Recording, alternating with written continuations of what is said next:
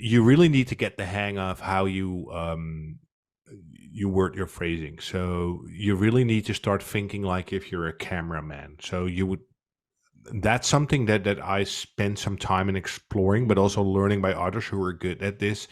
So if you want to make a story of, let's say, a pretend rally going on now because people are angry with Trump, you would need to phrase your deep fake, hey, I want to have a wide angle shot with people being angry, with smoke and fire, people throwing stuff at law enforcement wearing shields. It has to be New York police uniform. So you have to really in detail describe basic.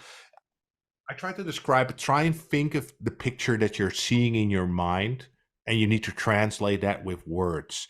But not only the words, you need to tell the tool exactly what kind of camera lens it should use to make that picture. So cinematic, wide angle, focus on this, smoke there, and then you'll get pictures that are so stupid accurate that it looks like the real deal. It's amazing.